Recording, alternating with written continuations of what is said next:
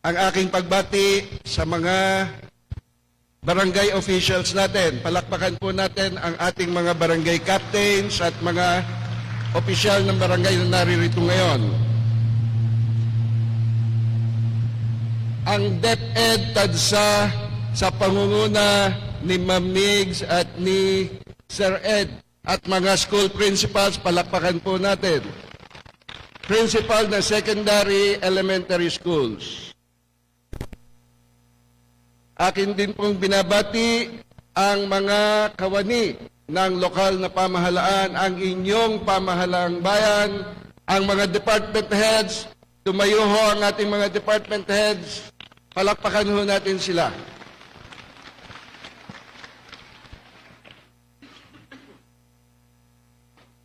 Akin din pong binabati at ako po'y nagpapasalamat kay Father Vir Mendoza at sa lahat ng mga paring Tanseño.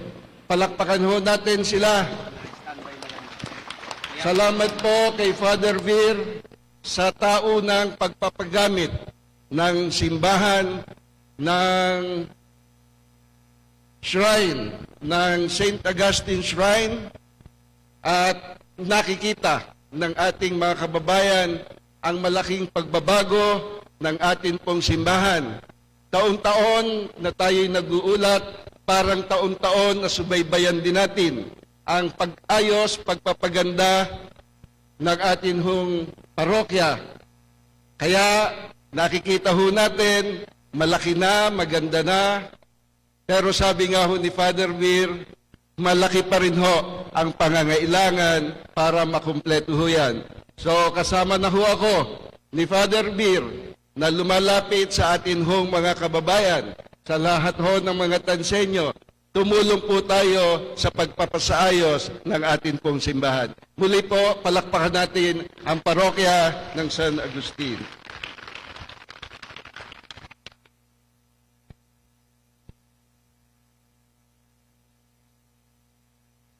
Batiin ko na rin ho ang mga Homeowners Association. Asan ho kayo? Ang mga HOA. Ang mga TODA na andito ho, kasama ho natin. At ang iba pang mga kasama natin sa mga pribadong sektor na naririto, magandang umaga po sa inyong lahat. Okay, so simulan po natin ang ulat sa bayan. Sa good news, may nakikita na ho ba kayo sa video?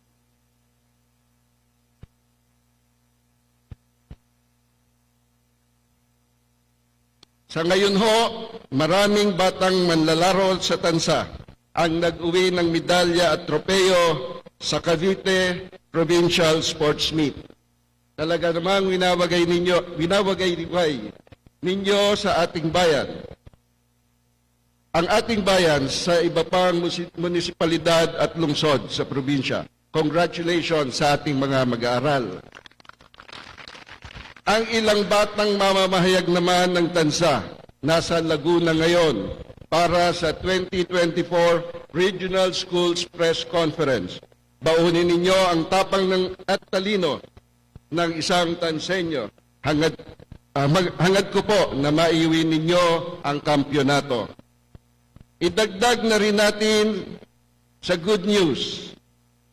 Alam kong napansin ninyo na lumuwag na ang daloy ng trapiko mula Robinson's Gentry papuntang Tansa. Napansin niyo ba yon? Salamat sa DPWH at Anyano Subdivision dahil bukas na ang alternatibong ruta mula Barangay Sangha Mayor, palabas ng Tansa at pabalik. Ipinapaabot din natin ang pasasalamat sa mga kapwa natin lingkod bayan na si Mayor Luis John Ferrer. Palakpakan po natin si Mayor John. Gayon din po si Congressman Oni Ferrer. Sila po ang matagal nang nag-isip at naisagawa ho yan sa kanilang tulong. Tuloy-tuloy pa rin ang atin pong pagsisikap upang masolusyonan kung hindi man tuluyang matuldukan ang problema sa trapiko. Tapos na ang tulay mula Tansa Public Market papuntang Bukal. Yun po ay yung tutugon doon ho sa bagong kalsadang nabuksan. Kasalukuyan ng ginagawa ang kalsada para tuluyan ng madaanan ng mga motorista. Ito ang farm-to-market road na makatutulong din para maibsan ang mabigat na daloy ng trapiko sa Antero Soriano Highway. Kamakalawa lang, pinasinayaan naman natin ang Municipal Building Extension. Pinalawak po ang harapang bahagi ng Municipal Building para mas maging maaliwalas ang pagtanggap natin sa mga tansenyong bibisita sa ating pong munisipyo. Kasabay nito, binasbasan din ang Dry Section 1 ng Tansa Public Market. Kaya nitong mag-accommodate ng 140 stalls. Ongoing naman ang construction sa Dry Section 2 ng ating pamilihang market, ng ating pamilihang bayan. Gayon din ang iba pang mga pagawaing bayan. May water treatment facility tayo na malapit sa palengke. Malaki ang maitutulong nito para masigurong ligtas sa kalusugan ang supply ng tubig sa Tansa. May composting facility rin tayo sa Tansa Public Market. May kasama itong material recovery facility. Sa tulong ng DNR, may shredder at biocomposter na ibinigay sa ating Menro na tutulong sa composting process ng mga basura na kalaunay pwede pang magamit na fertilizer o pataba sa lupa. Ongoing din ang construction ng Tansa Integrated Waste Management Facility sa loob ng ating sanitary landfill. Sa ilalim yan ng PPP o Public-Private Partnership. Malaki ang maitutulong nito para masolusyonan ang problema sa basura sa ating bayan. Oras na maging operasyonal, sisikapin po ng inyong pamahalang bayan na maging regular na ang paghakot ng basura. Tuloy-tuloy rin ang iba pang pagawaing bayan. Ngayong taon, bubuksan sa publiko ang Himlayang Tanseño. Public cemetery ito na alay natin sa mga kapuspalad nating kababayan. Sisimulan na rin i-renovate ang Municipal Sports Complex para gawing Tansa Convention Center. Target din natin ngayong taon na matapos ang improvement sa Barangay Bagtas Annex, kung saan may substation ang mga lokal na ahensya ng pamahalaan gaya ng PNP, Bureau of Fire, NDRRMO at iba pang ahensya. Hakbang ito para mas mabilis makaresponde ang mga otoridad sa oras ng emergency. Sa Barangay Hulugan, maaliwalas na at mas malaki at malawak ang Community Fish Landing Facility. Ang mga may bahay sa lugar pwedeng magnegosyo ng tinapa dahil may tinapahan livelihood center na ipinatayo tayo roon. May TESDA Center din na napatayo, makatutulong para magkaroon ng dagdag na kabuhayan ang mga residente bukod sa pangingisda. Hindi rin po tayo nakakalimot sa mga kababayan nating mangingisda at magsasaka. Regular ang programa natin para maayudahan sila sa kanilang hanapbuhay. Fishing gears para sa mga mangingisda. Nagbigay naman po tayo ng abono, pataba at iba pang pangangailangan para sa mga magsasaka. Higit nila iyang kailangan lalo ngayong may banta ng El Nino o matinding pagtuyot. Para safe and sound ang mga kababayan natin tuwing gabi, nagpapatuloy ang pagpapailaw ng mga madidilim na daan. Kasama na rito ang kahabaan ng Antero Soriano Highway, pati na ang mga barangay. Nagpapatayo rin tayo ng mga barangay hall at multipurpose building sa iba't ibang barangay sa ating bayan. Dahil naniniwala po ako ang kabataan, ang pag-asa ng bayan, hindi tumigil ang inyong pamahalaang bayan na matugunan ang pangangailangan ng mga batang tansenyo sa kanilang pag-aaral. Operational na ang Punta National High School. Namahagi rin tayo ng laptop at TV sets sa mga public schools sa Tansa.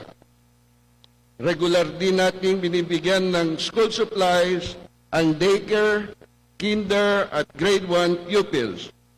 May PE uniform din tayong naipamahagi sa elementary level. Sa kasulukuyan, may 250 YAP scholars ang tinutulungan natin sa kanilang pag-aaral sa kolehiyo. Katuwang din tayo ng DepEd Tansa sa taunang Brigada Eskwela bilang paghahanda sa school opening. At ngayong taon, ang pamahalaang bayan ay naglaan ng malaking pondo upang maipaayos ang iba't ibang paaralan sa ating bayan. Dahil all year round na ang banta ng dengue, namahagi po tayo ng misting machines sa lahat ng mga pampublikong paaralan sa ating bayan. Good news sa mga tansenyong namamayagpag sa academic standing naman. Bukod sa nakagisnang pagkilala ng inyong lingkod sa mga board passer, isa na pong ganap na ordinansa ang pagbibigay ng cash incentive sa mga kababayan nating nagtapos ng May Latin Honors. 5,000 pesos sa summa cum laude, 3,000 pesos sa magna cum laude, at 1,000 pesos sa cum laude. May cash incentive din ang mga top-notchers ng board exams. At mamayang gabi, muli po natin kikilalanin ang mga natatanging tansenyo sa YAP Gawad Awards. Sa puntong ito, hayaan nyo rin pong ipaabot sa DepEd Cavite Province ang aking pasasalamat sa iginawad na pagkilala sa kontribusyon at suporta ng LGU Tansa sa mga proyekto at programa ng kagawaran. Bukod sa mga eskwelahan, namahagi rin tayo ng anti-dengue machine, misting machines sa 41 barangay sa bayan. Tuloy-tuloy rin po ang serbisyong pangkalusugan sa mga pasyente na araw-araw dumudulog sa ating munisipyo. Operational na ang Super Health Center na proyekto ng DOH at lokal na pamahalaan. Mas malaki at malawak ito sa dating Rural Health Unit. Kaya tiyak akong mas maraming tansenyo ang maseserbisyuhan. Nagpapatuloy ang vaccination program ng pamahalaang bayan. Inilapit natin ang bakunahan sa mga barangay para mas maraming makatanggap ng proteksyon. Partikular ang vaccine para sa mga bata na layong labanan ang pagkalat ng tigdas, rubella at polio. Nagbabahay-bahay rin ang mga barangay health workers at barangay nutrition scholars para sa deworming o pagpupurga ng mga bata. Ang mga senior citizens naman, bukod sa free check-up, nakakatanggap din ng libreng maintenance medicine. Sa tulong ng ating sangguniang bayan, nasimulan na rin bigyan ng cash assistance ang mga senior citizens pagtungtong nila ng edad 80 o octogenarian.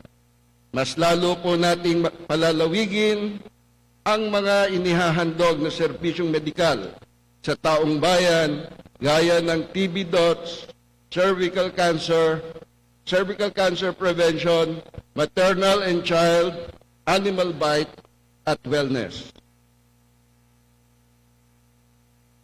Taon-taon, ipinapasyal din natin ang mga batang may espesyal na pangangailangan para makapagbigay ng kaunting kasiyahan sa kanila at sa kanilang mga magulang.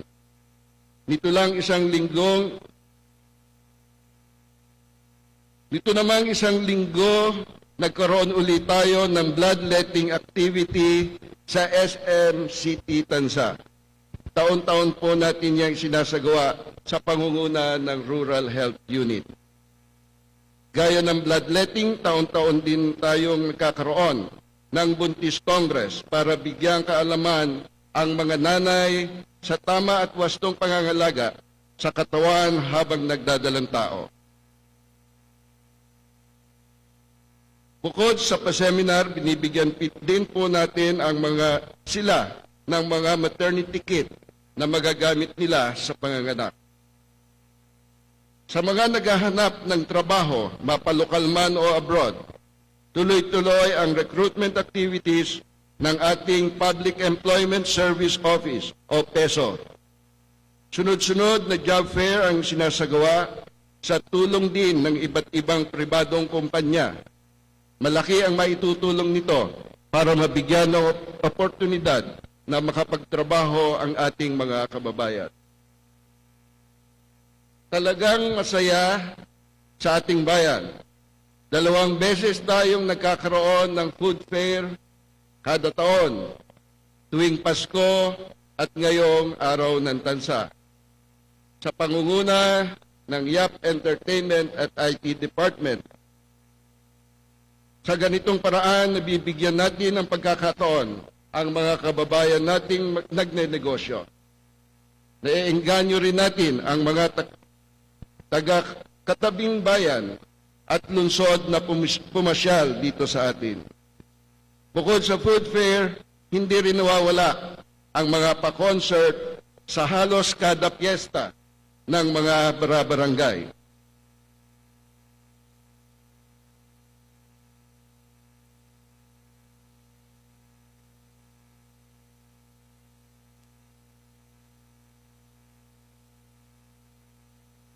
Ito na po ang ating ulat sa bayan.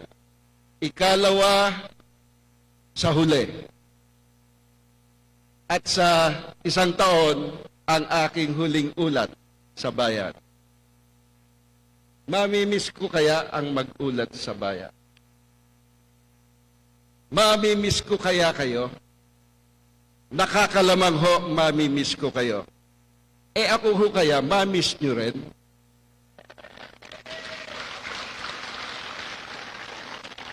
Hindi pa huli ito, next year pa ho yun. Pero ang akin pong pasasalamat, tuloy-tuloy na pasasalamat, una sa ating mga kasamang lingkod bayan, Vice Mayor SM at lahat ng mga konsehal. Sangguniang Bayan Tansa, palakpakan po natin sila. Sa lahat ho ng mga barangay officials, mula noong unang termino ko hanggang sa ngayon, palakpakan ho natin sila. Sa mga senior citizens, hindi ko nabati kanina pero naandyan lang, palakpakan ho natin sila. At syempre ho sa ating mga kasamang lingkod bayan, mga kawani ng lokal na pamahalaan ng Tansa, sa mga department heads, sa DILG, PNP, BFP, BJMP, sa lahat, DepEd, maraming salamat, DepEd. Kahapon ho, yung ating indayog, yung tawag ho ay indayog, yung sayaw ng mga guro ng ating bayan ang nagpresent ho kagabi. Napakasaya. Ako po ay tuwang-tuwa. Palakpakan po natin ang ating mga principal. Totoo ho, napakasaya at napakagandang pagpapakita ng kultura ng ating bayan. Hindi lang ng Tansa, hindi ng buong bansa. So, sino pa ba? May isa pa na taon para ako'y makapagpasalamat sa lahat. Pasensya na ho kung hindi ko nabati ang iba. See you next year. Maraming salamat, lalo na po sa mamamayan ng Bayan ng Tansa. Mabuhay ang Bayan ng Tansa.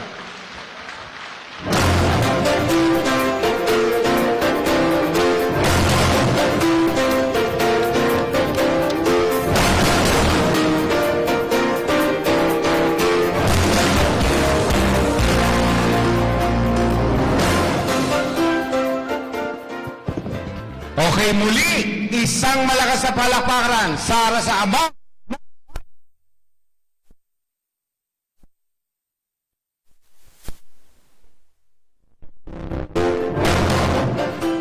Announcement po, meron pong food doon sa